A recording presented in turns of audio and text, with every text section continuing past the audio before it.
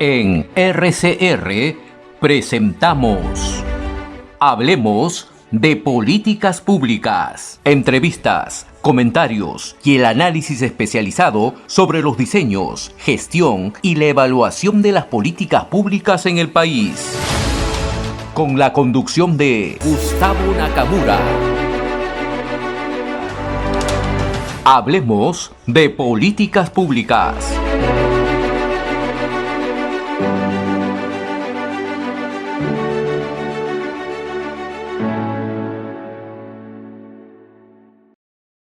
Y ahora vamos a estar con la entrevista con Omar Neira. Omar, ¿cómo estás? Muy buenas tardes. Preocupado, te lo digo, como ciudadano, porque otra vez todo es COVID. No sé qué ha pasado, Omar, cuéntanos.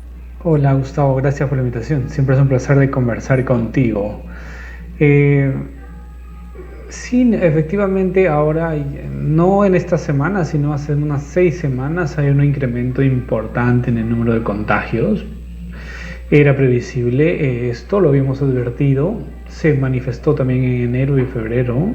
Este es un contagio parecido a enero y febrero que fue muy alto, pero esto no se traduce en términos de enfermedad y eso es lo que no debe causar alarma por el momento, ¿no? Entonces esa es la condición, hay mucho contagio, pero no se está traduciendo en términos de enfermedad.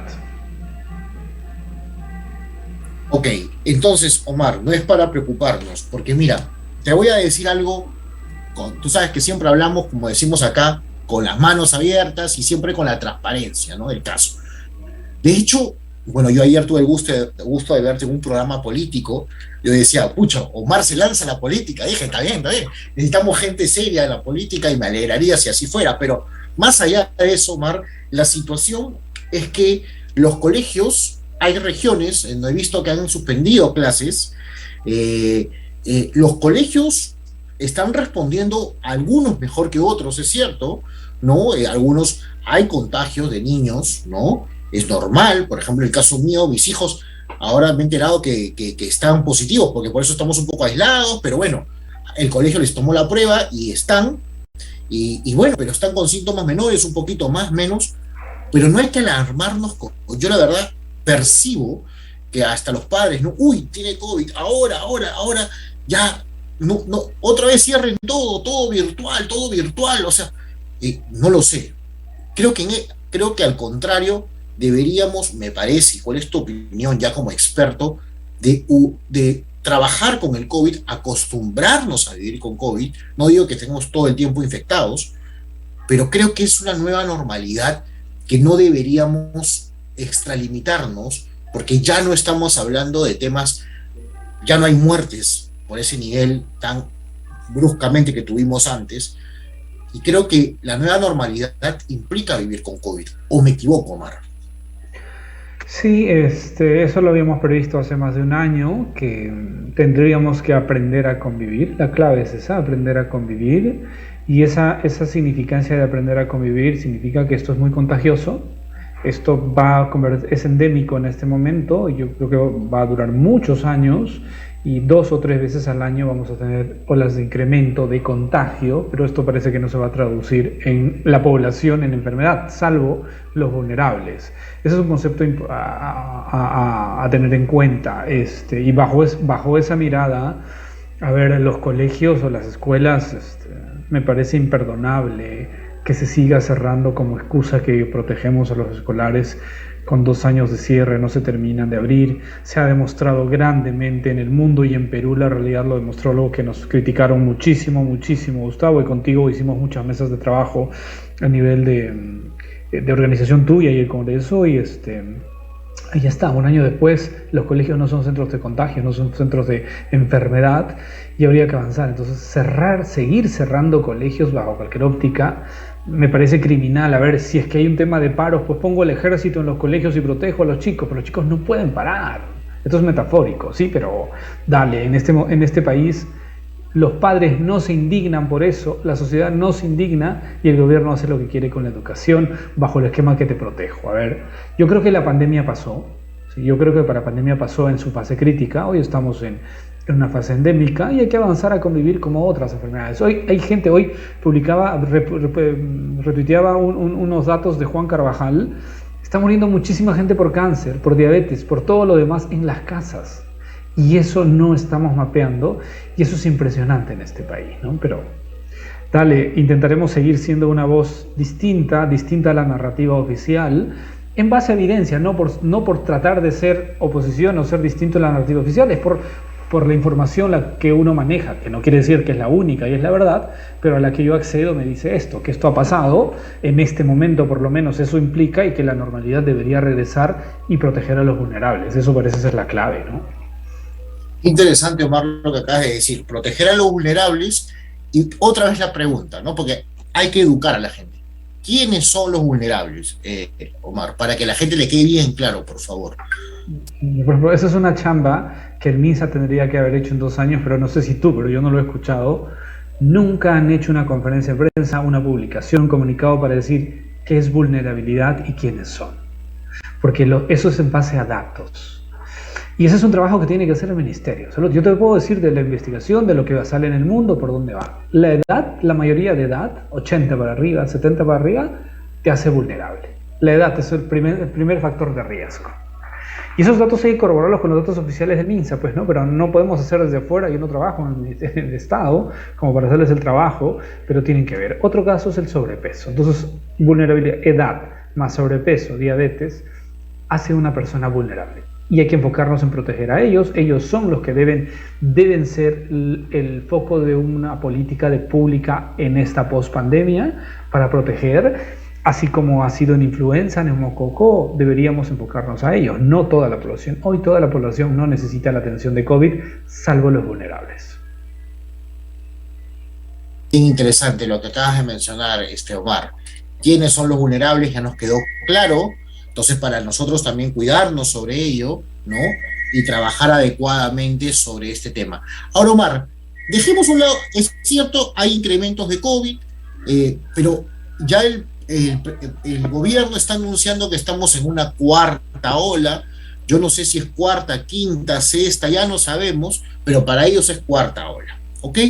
Entonces, no sea sobre pretexto, todavía has estado un tema político, ¿no? Pero yo te escuchaba a ti como técnico que eres en materia de salud pública, escuchaba a tus panelistas en el programa de Carla García, ¿no? Que tengo el gusto de conocerla, y yo decía, pucha, me suena a que quieren utilizar el COVID nuevamente para hacer de las suyas, ¿no? Estado de emergencia, contrataciones a dedo, y cuando en realidad, como tú bien lo has dicho, con mascarilla, con lavada de manos, con distanciamiento social y en espacio abierto, el contagio es muy poco probable, pues la gente con vacunas, creo que la gente va a aprender a vivir y hay que aprender a vivir, no hay otra ya, ¿no? Me parece. ¿Tú qué opinas sobre esto? Porque esto de cuarta ola me suena a otra vez a volver a épocas cuando escuchábamos, no estamos en la primera ola, la segunda, no sé, o hay que aprender a surfear el COVID, ¿no? Que ya tanto les gusta hablar de olas.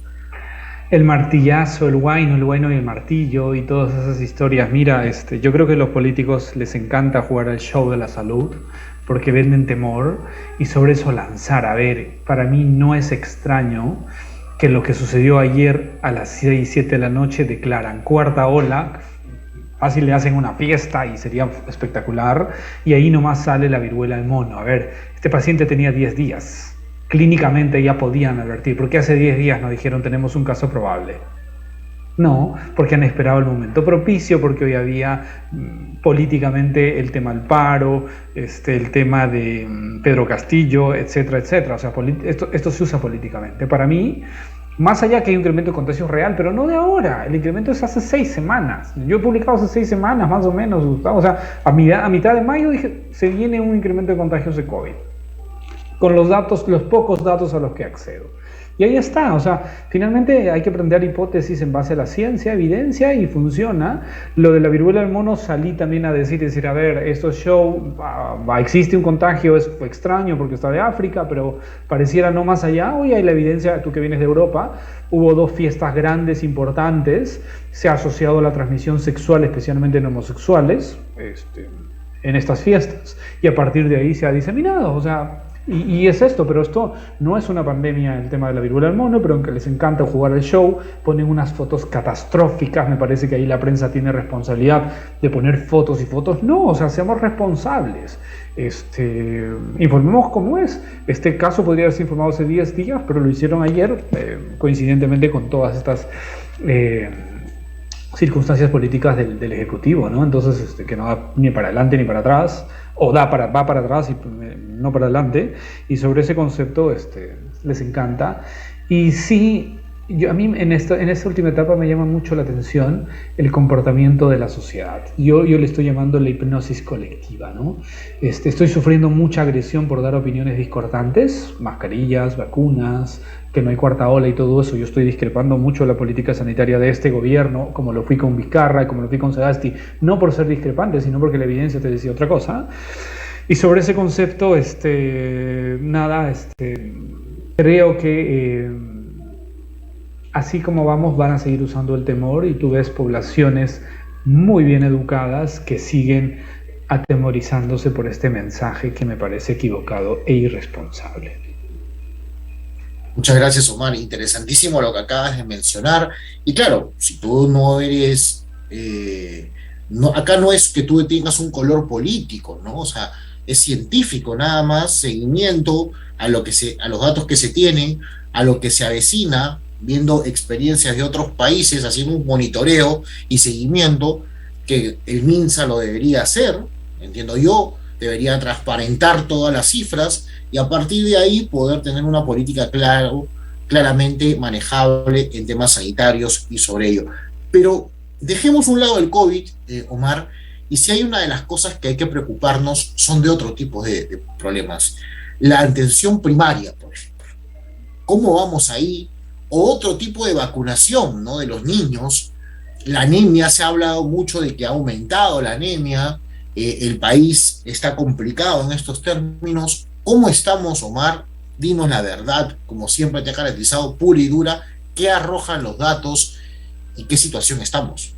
A ver, Perú es de los pocos países que cerró el primer nivel de atención. Eso es catastrófico. Las cifras, una de las causas que explica por qué Perú tiene el peor manejo sanitario es por eso. Cierran el primer nivel de atención, por lo tanto la población no accede a salud y muere. Pero eso fue en 2020, pero como eso siguió cerrado el 21, afectó a las demás enfermedades y hoy las demás enfermedades tienen incidencias mayores. Eso súmale a que hemos dejado de vacunar 2 años con todo lo demás. Y entonces eso lo vamos a pagar en los próximos años porque tendremos rebrotes y enfermedades de otras enfermedades transmisibles. Eso me parece imperdonable. Algún exministro, cuando he conversado en vivo en una entrevista, dijo que había que cerrar porque no había recurso humano, pero en los que hubo, ¿por qué no se mantuvieron abiertos? Nada, eso es retórica política y fracasamos como política sanitaria en los gobiernos de Vizcarra, 90.000, 95.000 muertos. Sagasti, 125.000. Ojo, ¿sí? Sagasti pasó piola porque hizo parecer que llegaron las vacunas llegaron tarde a este país, no llegaron a tiempo. Lo demás es solo narrativa oficial, pero las vacunas, si hubieran llegado a tiempo, se hubieran salvado las vidas de la segunda ola. Y este gobierno actual, pues que no tiene idea de una política sanitaria y nos lleva a que todas las otras enfermedades estén incrementándose y por ahora no hay ningún concepto. Si no abrimos el primer nivel de atención, no lo fortalecemos. Ahí hay 300 millones de dólares del Banco Mundial en un préstamo para fortalecer esto y no se ha usado desde 2018. Nada, recursos hay, lo que no hay es gestión y visión y liderazgo en el sector salud y no creo que vaya a cambiar con este gobierno, ¿no? Interesante, Omar, y gracias por decirlo. Entonces, has hablado de atención primaria.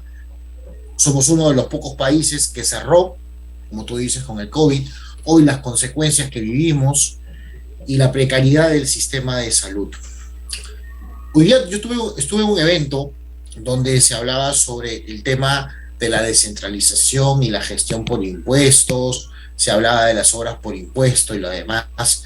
Tú, como experto en salud pública y en el tema de salud, concretamente, ¿tú cómo ves este tema? ¿Tú crees, por los estudios o por la experiencia que tú has recorrido como investigador, cómo crees que que la gestión pública descentralizada, los gobiernos regionales tienen competencias sobre los sobre el sistema de salud? ¿Crees que falta fortalecerlo? ¿Hay todavía trabajo por hacer? ¿Qué aportarías tú crees por ahí? ¿Cómo lo ves tú? Porque creo que hay una debilidad, particularmente yo pienso, Omar, pero no sé, de repente tú como experto en salud pública ves que está muy bien el sistema o habría que fortalecer, o a lo mejor alguno en la mesa que tuvimos dijo hay que quitarle todas las competencias a los gobiernos regionales en salud y volver a Lima. Hay diversas opiniones. Ese es mi punto de vista personal. La descentralización en salud es un fracaso en este país.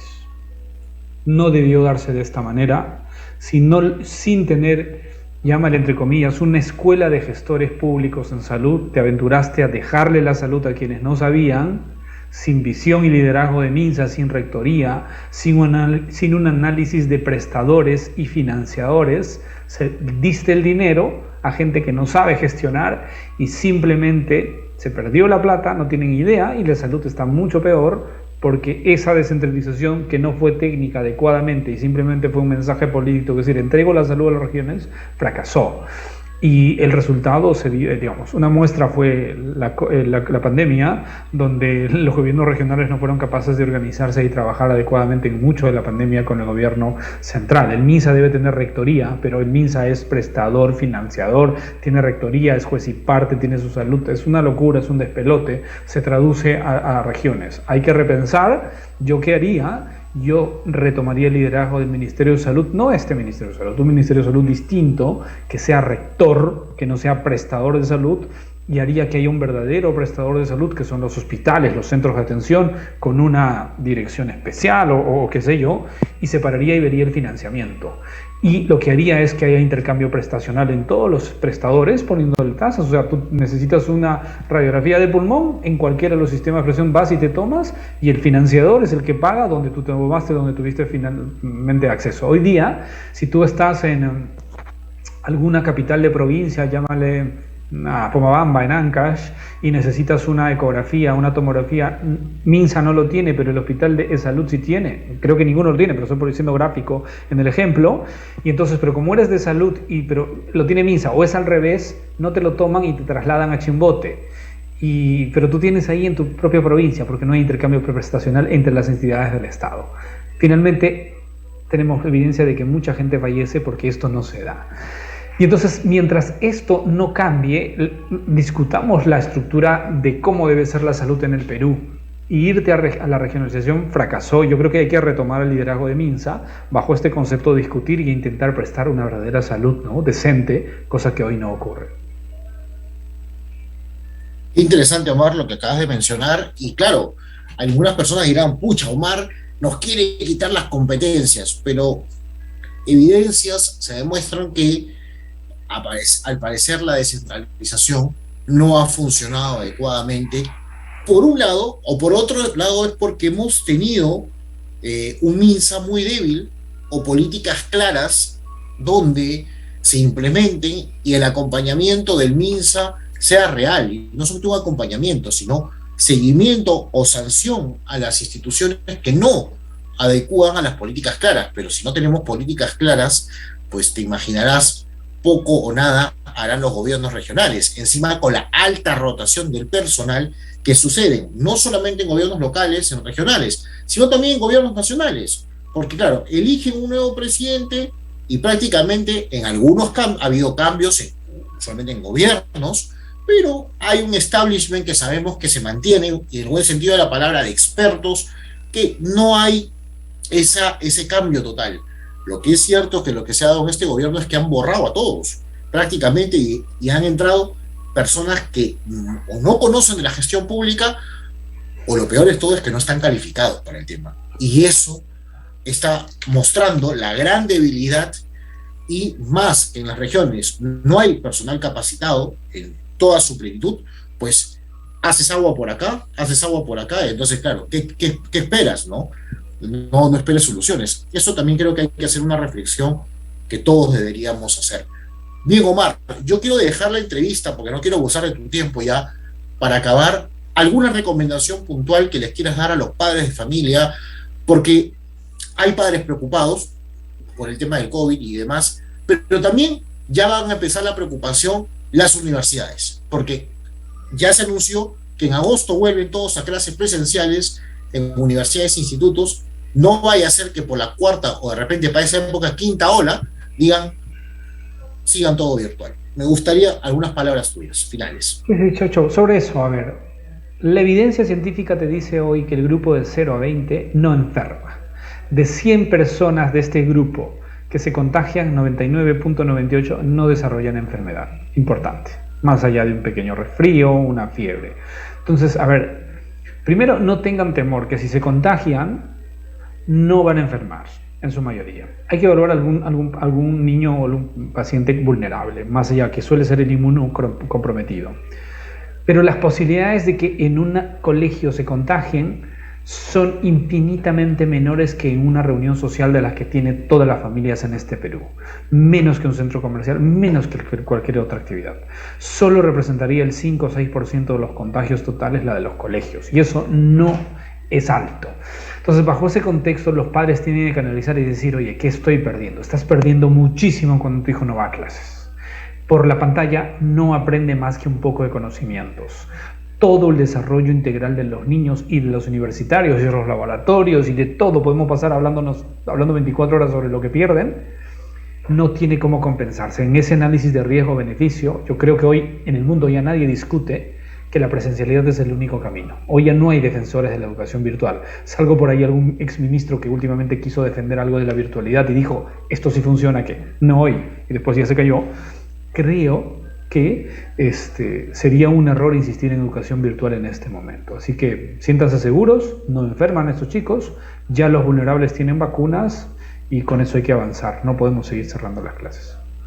Muchísimas gracias, Omar. Totalmente, la educación virtual es un complemento, más aún en la edad escolar, no es el fin, es un medio que nos ayuda, pero no puede ser el objetivo de un país que todo sea educación virtual. Probablemente en educación ejecutiva, si ello, podemos ver un sistema híbrido o 100% virtual, pero en edad escolar, por favor, o sea, aquel que afirme eso, la verdad es que a ver si él manda a sus hijos solamente a educación virtual. La verdad es que creo que nadie comprobaría eso, que nadie apostaría por eso. Así que muchas gracias, Omar, por la seguridad que nos está dando, la información de primera mano. Gracias por estar en este espacio con nosotros y bueno, te invitamos en una próxima, espero que no sea para la quinta ola, ¿no? Esperemos. Así que muchísimas gracias, Omar, y un fuerte abrazo. Encantado, un placer. Nos vemos. Hemos presentado Hablemos de Políticas Públicas. Nos reencontramos en nuestra próxima edición.